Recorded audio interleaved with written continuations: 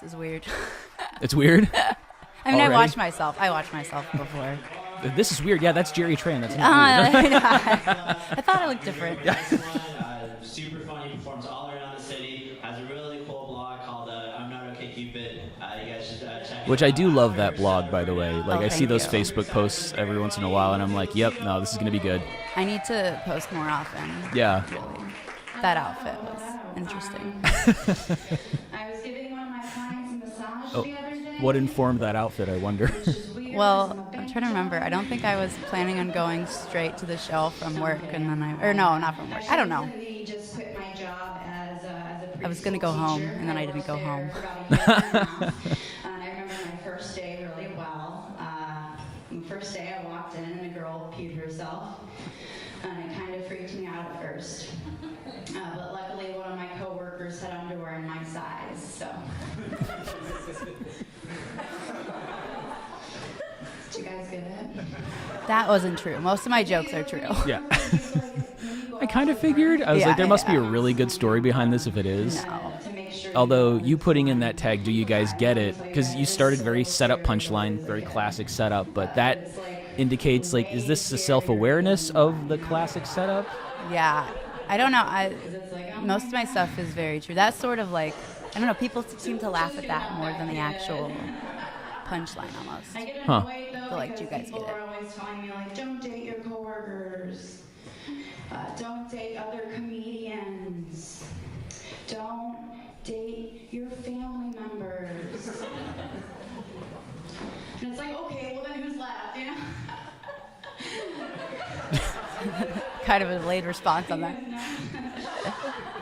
Well, I think what I thought is that you were kind of setting up this subversive thing where you have your setup punchline, but the humor comes from the fact that you're kind of undermining that setup. That What do you mean? So when you do setup punchline, like a girl peed herself, they had underwear in my size, then the laughter's kind of tepid, and then you go, do you get it? Yeah. And then they start laughing harder because they're like, oh, you just acknowledged that was Yeah. the setup punchline. And then, when you do this and then you start laughing, like your silly laughter is what they're laughing at because, again, you're kind of subverting it again. That's what I thought you were doing. I don't. You know Or was what? I I hadn't reading way given too it much into it? You know what? I hadn't given it much thought. But sure, that's what I was going for. Yeah. Oh, thank you for the dissertation on my pee Glad jokes. to know why I wrote that. You loser virgin, you. I do date a little though. I had a guy come up to me after a show once, and he was like, "Hey, the whole time you were on stage, I just kept thinking about how comfortable you looked. Like, is that a pajama shirt?" I was like, "Thank you, it is."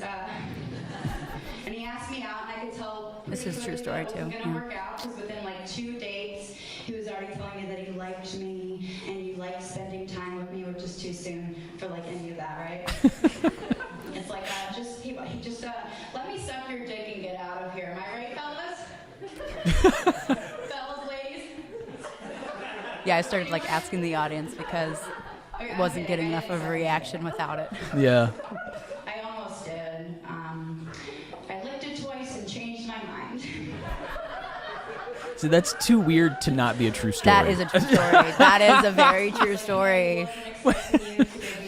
How do you change? I didn't like him that much, and I was just like, oh, it's out. I guess I'm not good with my hands. And I was like, I guess I should suck it. And then I started, and then I was like, Nope. no, I'm sorry, I can't do this. And I don't he like was- you that much. I really, it's like mid blowjob when you're just like, I don't like you. That's a hell of a time to realize. I know. it. But again, I thought that you doing that "Am I right, fellas?" is another thing of like you're acknowledging the hack premise. Yeah. So that was intentional. Yeah, So we got one. Okay. yeah. I didn't overthink that one. Yeah. You see the compulsive side of it. You see like turning And lights this I on, really liked, going into like real OCD. Yeah. Obsession, which is like what makes you do those compulsions. And for me, my obsession is that I'm afraid I'm gonna murder someone. Also true. Very true. And at this point, I forgot that you said you worked with kids before. Yeah. And that tag is brilliant because the word quirk That was newer. is- That's like newer. That Yeah. tag. I'm never gonna murder But anyone. I hate it when people say quirky because everybody thinks of like Zooey Deschanel, and it's like, no, that's Hollywood. You know. Yeah. So we're good.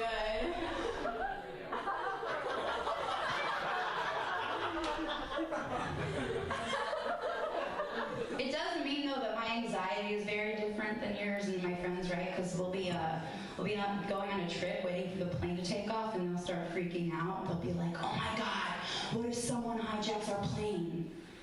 And then I start freaking out, and I'm like, "Oh my God, what if I hijack our plane?" Is that true? Yeah.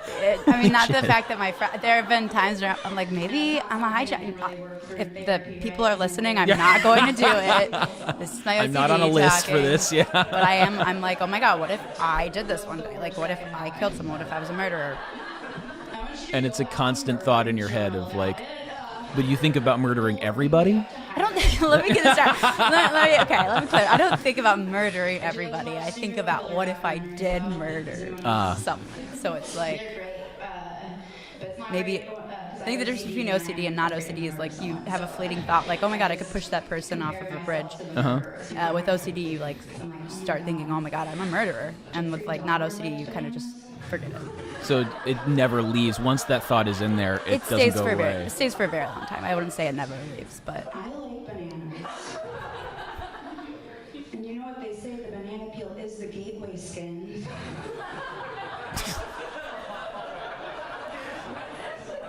That might work a little better with Ed Gein. The what? Ed Gein, he was the guy who Texas Chainsaw Massacre was based off of. He actually skinned. Oh, really? Yeah. See, I didn't know that. I don't know. I'm a big fan of murderers. I'm surprised I didn't know that. Yeah. Murdered anyone yet. I mean, that Gein was grisly. Dahmer's got a more star power, I guess. Like he's got a more well-known name. That's true. But I guess it was more sensationalist. I mean, they were both gross, but trying to make zombie sex slaves out of young gay men versus just skinning and eating everybody who comes by your place. Yeah. Unfortunately, most people recognize Jeffrey Dahmer. Not unfortunately, but I mean, I guess unfortunately. I don't know. Right? Because it wouldn't have been my fault. And if Timmy did break his arm while he was with me, I don't think his mom would be okay with it if I was just like, oh man, you're so lucky though, because the other choice was that you killed him. Actually, I recently had a woman come up to me after a show and said she worked at a preschool and she like understood this. She was like, everyone else was like, what? And I was like, yes. I did this for you, ma'am. This. Would you rather spill coffee on your friend's wedding dress or have your friend die?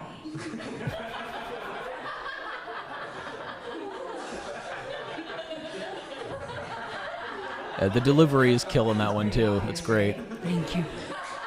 Rather have your friend die. Because it wouldn't have been your fault, right? And like either way, she's never talking to you again.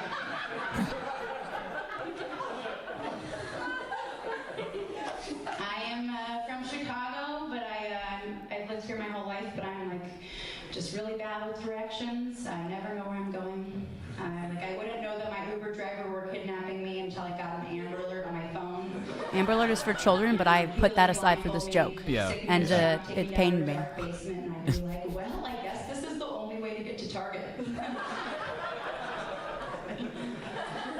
then he'd be like, I'm gonna go drop off Kelsey, and I'd be like, I've been in the Stark basement for 3 days. I should be next. And then he'd be like, well, if you were in a rush, then why did you choose pool? Good point. This is the one for the ladies in the room. You know when you're walking down an alley late at night and you see a guy start walking towards you, you get really nervous, right? Because it's like, oh my God, what if I know him?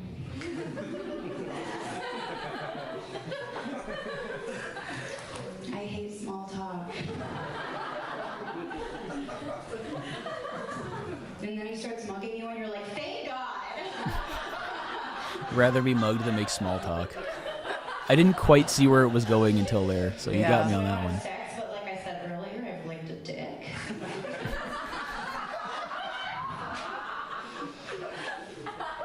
I love the look on your face there too. You're like, all right. Yeah, I that was like a different I was kind of just in the moment phase. Right, which it did not do. What it did do was make me lactate. Also true story. Yep. Which would have been fine, but the guy that I was hooking up with at the time really liked to squeeze my boobs. Yep, true. And I was really afraid that I was going to squirt him in the face, which would have been terrible, because he was a vegan. The only thing, he's not a vegan. That was the only thing that was not true. But I was lactating, and I was afraid that I was going to squirt in my face.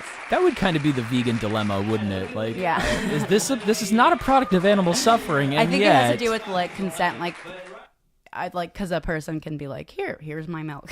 I'm sorry, that makes me uncomfortable to talk about. I'm just talking about my milk, and we're done.